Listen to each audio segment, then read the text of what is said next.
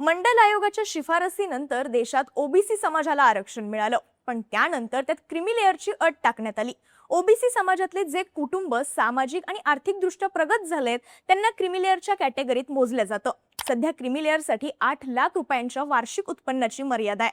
त्यापेक्षा जास्त उत्पन्न असेल तर आरक्षणाचे फायदे हे मिळत नाहीत। आता ओबीसी प्रमाणेच एससी आणि एसटी आरक्षणातही क्रीमी लेअर लागू करा अशी मागणी करणारी याचिका सुप्रीम कोर्टात दाखल करण्यात आली होती।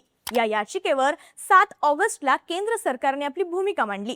सरकारनं एससी एसटी आरक्षणात क्रीमी लेअर लागू होऊ शकत नाही अशी ठाम भूमिका सर्वोच्च न्यायालयात घेतली आहे। महत्त्वाचं म्हणजे सरकारनं न्यायालयात विशेष प्रतिज्ञापत्र दाखल करून आपली बाजू मांडली आहे। 2 वर्षांपूर्वी सर्वोच्च न्यायालयानं एक ऐतिहासिक निकाल देत असताना एससी एसटी मधल्या उपवर्गीकरणाला मान्यता दिलेली। हा निकाल देत असताना एससी एसटी आरक्षणात क्रीमी लेअरच्या तरतुदीबाबतही काही शिफारसी करण्यात आलेल्या, पण आता सरकारनं यावरती आपली भूमिका स्पष्ट करत एससी एसटी आरक्षणात क्रीमी लेअर लागू होणार नाही हे जाहीर केलंय।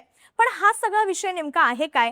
एससी एसटी आरक्षणात क्रीमी लेअरची मागणी कोणी केली होती? याला सरकारनं विरोध का आणि कशाच्या आधारे केला? याबाबत सरकारचं म्हणणं काय आहे आणि याचा परिणाम नेमका कसा होऊ शकतो? सगळा विषय समजून घेऊयात या व्हिडिओच्या माध्यमातून। नमस्कार, मी शीतल आणि तुम्ही पाहताय बोलभिडू।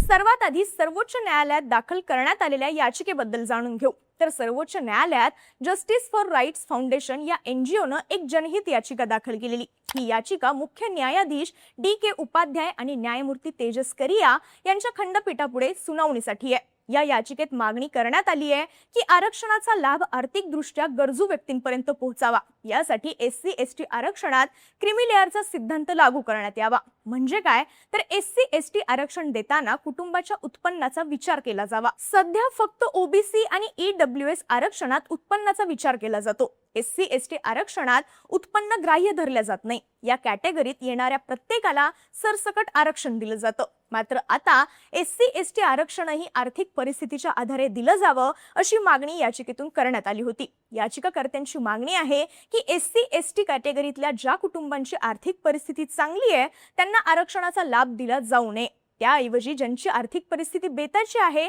त्यांना आरक्षणाचा अधिक लाभ दिला जावा। याचिकाकर्त्यांनी ही मागणी करताना 2024च्या सर्वोच्च न्यायालयाच्या निकालाचा दाखला दिलाय। सर्वोच्च न्यायालयानं 2024 मध्ये स्टेट ऑफ पंजाब विरुद्ध देवेंदर सिंग या खटल्याचा निकाल देताना म्हटलं होतं की राज्य सरकारांना एससी एसटी आरक्षणात उपवर्गीकरण करण्याचा अधिकार आहे।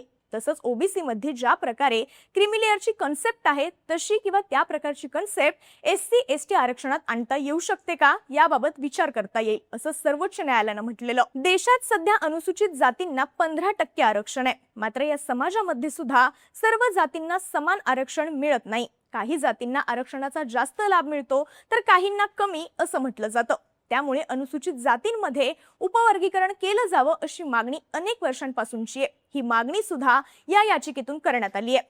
आता या सगळ्यावरती केंद्र सरकारची भूमिका काय आहे तर सरकारनं सर्वोच्च न्यायालयात दाखल केलेल्या प्रतिज्ञापत्रात नेमकं काय म्हटलंय तेही पाहूयात। तर केंद्र सरकारनं सर्वोच्च न्यायालयात सांगितलंय की एससी आणि एसटी समाजाचं आरक्षण हे आर्थिक स्थितीच्या आधारे दिलं जात नाही।